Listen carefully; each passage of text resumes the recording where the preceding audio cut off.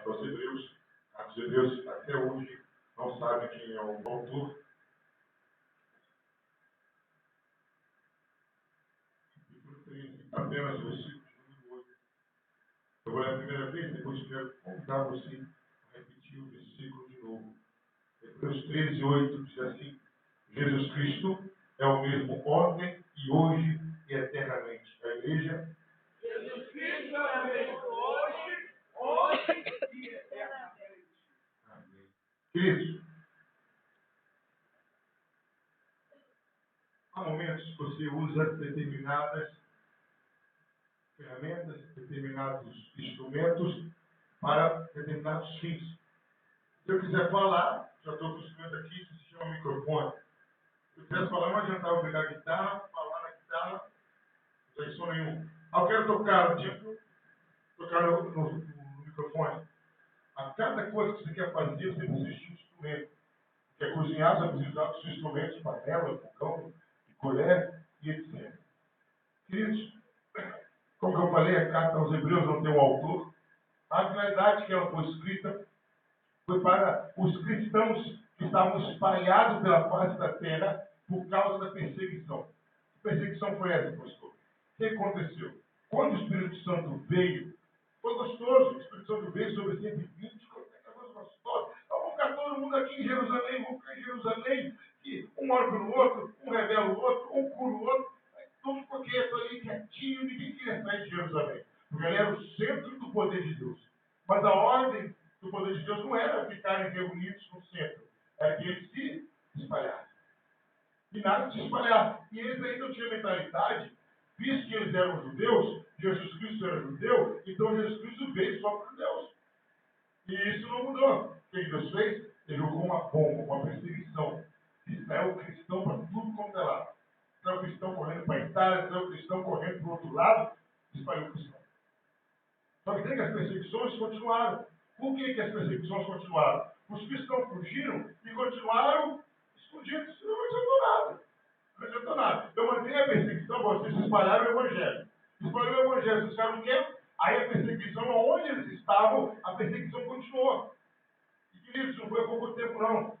Chegou a ser cerca de 300 anos depois de Cristo, a perseguição continuou. Aí eles eram necessários fugirem. Então, queridos, a carta aos Hebreus foi para consolar esses cristãos que viviam sob pressão e perseguição. Aí quando o autor hebreu fala Jesus Cristo é o mesmo ontem e hoje e será para sempre. A gente não entende o que quer dizer isso hoje, no nosso contexto. Mas para um cristão que tinha sido judeu, um judeu cristão, ele entendia, porque ele conhecia quem era Jesus de ponta a ponta no Velho e no Novo Testamento.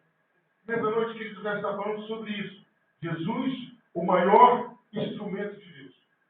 E em algumas palavras eu quero mostrar a ação de Jesus em algumas partes do Velho Testamento, o que ele fez, a importância dele e o que ele faz. Queridos, o primeiro lugar que eu quero falar sobre Jesus como instrumento de Deus era em Gênesis capítulo 1, versículo 2, 3, que diz que a forma terra era sem forma e vazia, e havia trevas sobre a face do abismo. Aí no versículo 3 diz que disse Deus haja luz. Queridos, sempre que Deus ia criar algo, sempre que Deus ia fazer algo, ele falava antes, pastor, mas é lógico. Não, mas aqui na Bíblia tem uma outro significado. Na Bíblia queria dizer o seguinte, que Deus dava ordem, quem fazia era Jesus. Jesus era o agente da criação. Então, antes que tudo existisse, Jesus era o agente da criação.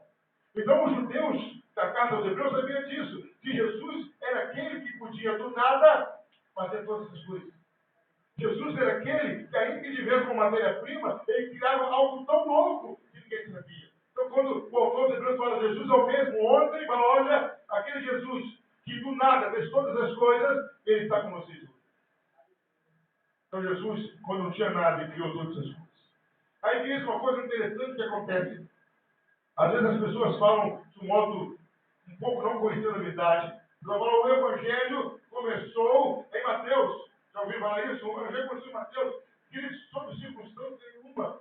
Abra sua Bíblia em Gênesis capítulo 3, versículo 15. Você vai ver quando começou o Evangelho. Adão e Eva pecam. Comem do fruto que não é trazem sobre si morte, trazem sobre si a pena do inferno. Eles tinham consciência que estava tudo terminado. Seriam expulsos do paraíso, não tinham nada. Naquela hora, quando Adão joga a culpa em Eva, e Eva joga a culpa na serpente, naquela hora ali, quando ia começar o castigo, nasce o Evangelho. O que é Evangelho, queridos? O que é essa palavra Evangelho? Boas novas, boas notícias. Queridos, em Gênesis 3, versículo 15, diz o que aí? Colocarei inimizade entre ti e a serpente. Ela ferirá o calcanhar e tu lhe ferirás a cabeça. O que Deus estava falando ali? Olha, vai nascer alguém que vai destruir o poder de Satanás. Vai nascer alguém que vai mudar essa situação contrária. O que Deus estava falando ali? Jesus estava sendo anunciado pela primeira vez. Deus foi o primeiro pregador do Evangelho, sabia disso? O primeiro a pregar o Evangelho foi Deus. Foi o maior pregador do mundo e falou: olha, serpente, você acha que essa maldição vai ser para sempre? Você acha que essa destruição vai ser para sempre? Oh, aleluia! Deus falou para Satanás: você acha que as pessoas estarão para sempre separadas de mim? Jamais. Porque vai vir um que vai ser inimigo seu. Você vai até ferir no calcanhar, que é uma ferida da cruz. Você vai até feri-lo, mas ele vai ferir a sua cabeça e vai te exterminar. Queridos, quem era Jesus no paraíso? Jesus era esperança no paraíso.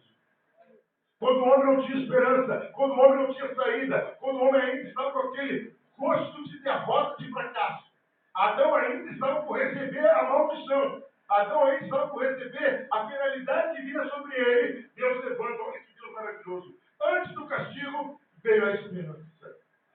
Jesus é a esperança do paraíso de volta. Quem crê nisso fala glória a Deus. Glória a Deus. Jesus é a esperança. Mas ele não parou por aí não, queridos. Houve um homem muito esperto, muito malandro, chamado de Jacó. Queridos, esse homem conseguiu aproveitar todas as oportunidades e ir além das oportunidades. Ninguém cobrava esse homem. Esse homem praticamente não tinha medo de ninguém. Esse homem não respeitava ninguém. Esse homem era determinado. Eu sou fã de Jacó. Eu sou fã de Jacó. Porque tudo que ele falava que ia fazer, ele fazia. Tudo que ele determinava, ele fazia. E aí, queridos, Jacó resolveu, ganhou o direito de primogenitura do irmão de Saul, ganhou a bênção do pai, foi para a casa do tio Labão, ficou rico em cima do tio, e aí Jacó ficou numa sinuca de bico, ficou no encruzilhado. Ele estava fugindo do tio, mas quem estava esperando ele do outro lado? Esaú, com 400 irmãos, com 400 homens. Não era para abraçar Jacó. Não era. Difícil mesmo. E aí, Jacó para num lugar chamado Vale de Jacó. Ele manda passar os filhos, passa a esposa, passa os bens. E fica ele, lá em Gênesis 32, a partir do versículo 22, diz, ficando ele sozinho. E a Bíblia diz que aparece um homem, algumas pessoas dizem que é um anjo, e começa a lutar com Jacó. E Jacó agarra e fala: não te deixarei quando não me abençoares. Em dado momento, o anjo toca na conjuntura da coxa de Jacó. Jacó já perde a força ali. E o homem fala: qual o teu nome? Ele fala: Jacó. Ele fala: não te chamarás mais de Jacó, mas de Israel. Porque lutaste com os homens com Deus e prevaleciste. Queridos, quem estava naquele encontro com Jacó era Jesus Cristo. Quem é Jesus Cristo para Jacó? Jesus Cristo para Jacó é o agente de transformação. Até então, queridos, o pai de Jacó não muda Jacó, o irmão de Jacó não muda Jacó, o tio não muda Jacó, a riqueza não muda Jacó, mas quando ele encontra com Jesus, ele encontra com alguém que pode mudar caráter, pode mudar personalidade, pode mudar passado, pode mudar presente e criar um novo futuro. Jesus para Jacó era o homem que fazia a transformação.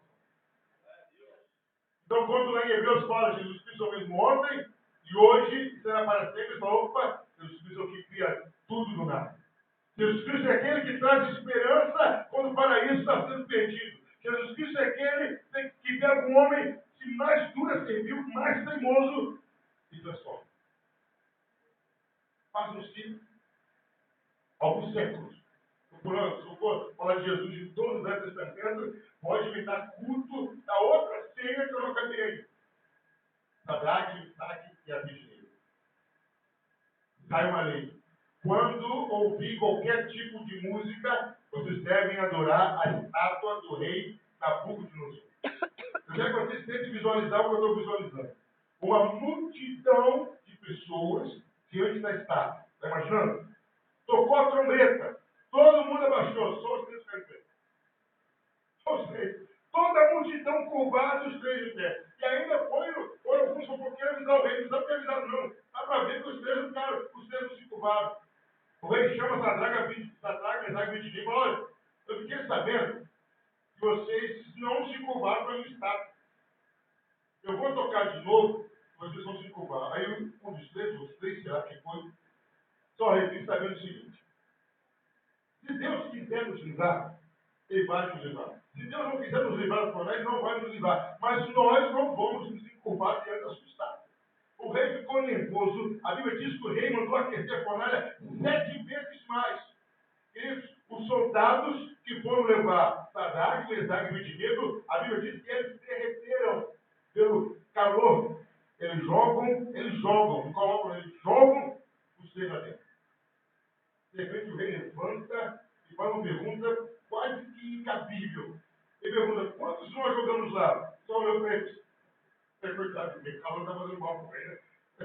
3, ele fala: não, mas esse eu vejo 4 e tem a semelhança do Filho dos deuses. Ele estava vendo Jesus Cristo. Quem era Jesus na fornalha? Ele era a proteção contra o fogo. Queridos, quando então os hebreus olham aqui no Jesus Cristo, ao mesmo ontem e hoje, você vai falar assim: ei, esse Jesus é o que vai me proteger contra a fúria do homem. Esse Jesus vai me proteger contra o fogo. Esse Jesus vai estar comigo na fornalha. Quem era Jesus? No livro de Daniel, era o homem que estava na fornalha. É o homem que protege você da ira do homem. Jesus é aquele que te dá proteção onde ninguém pode te proteger. Ei, Jesus entra com você onde ninguém entra. Jesus entra com você onde ninguém imagina. Esse é Jesus, o mesmo ontem e hoje e será para sempre. Para você gravar: quem é Jesus na criação?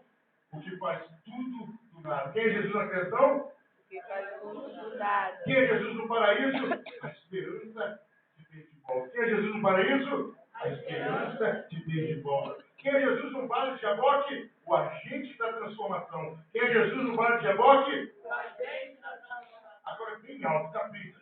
Quem é Jesus na fornalha? A proteção. Fala: quem é Jesus na fornalha? A proteção. Aleluia. Mas agora nós vamos entrar em Mateus.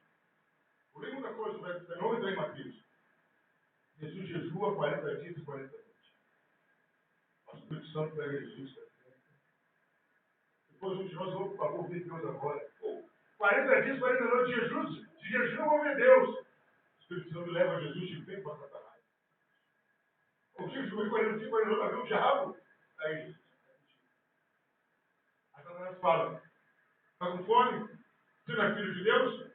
Transforma essa pedra em pão. Aí Jesus começa a aula. Satanás, para mim e para você. Nem só de pão viverá o homem, mas de toda palavra que procede da boca de Deus. O sustento do homem não está naquilo que ele vê, mas está naquilo que Deus manda. Satanás pega Jesus e fala: está vendo tudo isso aí? Toda essa glória, é isso que você veio buscar. Tudo isso eu vou te dar se você me adorar. Jesus fala: está de brincadeira, vou te adorar. Está de brincadeira, não, cara. Adorará somente o Senhor do Deus, só Ele terá as contas. Tá bom, Jesus, vem cá. Você crê na Bíblia, Jesus? Ele. Vamos Salmo 91 diz que Ele dará ordem a teu respeito para que não tropece. Então te atira daqui de cima lá embaixo. Jesus fala: não te dará o Senhor do Deus. Queridos, quem é Jesus no deserto? Está passando no deserto? O que é deserto? É lugar de prova, é lugar de aumentar seu limite, é lugar de passar fome, é lugar de passar escassez, é lugar que você fica sozinho. Deserto, queridos, não é exatamente só um lugar geográfico de areia. Para os crentes, deserto é lugar de escola. Para os crentes, deserto é lugar de você ser afrontado por Satanás. Deserto é lugar onde a sua fé vai lá no limite, mas não acaba. Porque deserto é escola, deserto é faculdade. E sabe quem é o mestre do deserto? Jesus Cristo. Quem acredita uma salva de palmas a Jesus Cristo? Ei, meu querido, você está no deserto, sabe quem está com você? Jesus Cristo. Ele está com um giz explicando: o que é isso? Funciona assim, filho. Funciona assado. O diabo te afrontou assim. O diabo te ofereceu um prato assado, meu filho. Ei, Jesus no deserto é aquele que nos ensina como sair do deserto. Quando as coisas estão difíceis, quando as coisas estão complicadas, quando começa a faltar o básico, quando que parece que é a voz do diabo, mas áudio a voz de Jesus Cristo. Não se preocupe. Deus está te ensinando em Jesus a sair do deserto. Então, quando os hebreus viram isso, opa, estou sendo perseguido. Jesus está me ensinando alguma coisa com isso. Meu querido, eu quero dizer para você o seguinte: toda situação contrária, todo vento contrário, toda força contra a sua vontade, pare e comece a analisar. Jesus quer te ensinar alguma coisa. Porque Jesus, em Deus, e Deus em Jesus, me chamou você para ser vencedor. Lá em Romanos, capítulo 8, fala que nós somos mais que vencedores por aquele que nos amou. Então, se as coisas estão arrochadas, tem alguma coisa que nós temos que aprender. Eu vi uma frase, não sei qual autor, que dizia o seguinte: quando Deus não muda a situação por nossa causa, é porque Ele quer nos mudar com a situação. E quem está nos ensinando é Jesus. Se estiver no deserto, Jesus vai nos ensinar. O povo de Israel passou no deserto e a ideia de Deus era ensinar Israel a depender de Deus. Jesus no deserto, Ele é mestre. Fala assim comigo: Jesus. Jesus. Muito obrigado. Muito obrigado. Porque eu querendo ou não, Porque eu querendo ou eu não, estou aprendendo. eu estou aprendendo. Mas Jesus, depois que saiu do deserto, já tinha sido batizado, ele entra na região da Galileia. Pastor, onde o senhor vai parar com isso? Calma. Lá na Galileia, Jesus pinta e borda, faz o 7, faz o 8, faz o 9, faz o 10, no sentido de milagre. Tudo quanto é tipo de milagre que você possa imaginar, Jesus fez. Jesus curou cego, sim ou não? Sim. Jesus curou leproso? Sim. Até ressuscitar Jesus ressuscitou pessoas. Tudo que você possa imaginar na Galileia, Jesus fez. Demônio, pessoas endemoniadas que batiam todo mundo, via Jesus de longe, já chegava mansinho com um cachorrinho. Lá em casa não tem um cachorro, não, nada. Era pita e morta, né, então? Hoje ela fugiu. Eu estava vindo aqui para a igreja, ela fugiu. Ela entra num bequinho que tem lá em casa, dentro de casa, ela entra, parece até o filho de Mata, um pouco mais rápido que ele, né? Toma. Aí hoje eu estava indo, e ela correndo, olhei para trás, ela criou umas 6 patas. Parou e voltou para dentro de casa.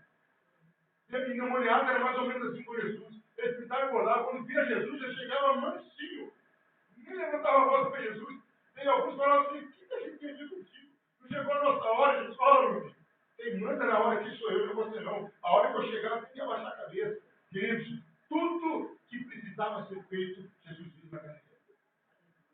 Quem era Jesus na Galileia? O operador de milagre. Quem era Jesus na Galileia, igreja? Operador de milagres. Então, quando os hebreus ouviram que o Jesus Cristo é o mesmo ontem e hoje, e será para sempre, e a qualquer momento, ele vai fazer um milagre.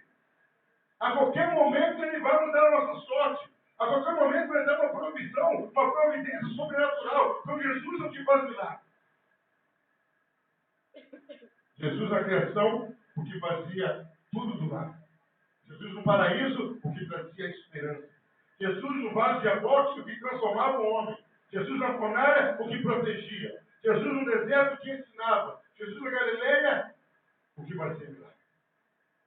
Mas aí, queridos, para terminar, não foi o último lugar que Jesus passou. Mas por incrível que pareça, na hora que parecia que tudo estava perdido, na hora que parecia tudo terminado, Jesus mais uma vez é diferente. Queimou Jesus na cruz.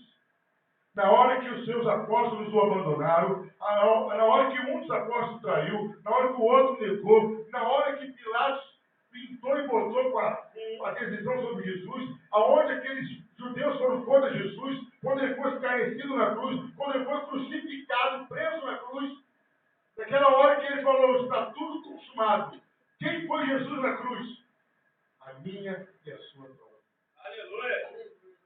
Na hora que parecia que era a vitória das trevas, na hora que o pecado finalmente tinha conseguido alcançar o Filho de Deus, na hora que Satanás pensou que tinha usado Judas para destruir Jesus. Naquela hora ali, queridos, foi quando veio a nossa salvação. Paulo fala em Gálatas 3 que todo aquele que fosse pendurado no madeiro era considerado maldito, uma maldição, era considerado como se fosse nada. Mas Jesus transformou a maldição da cruz você.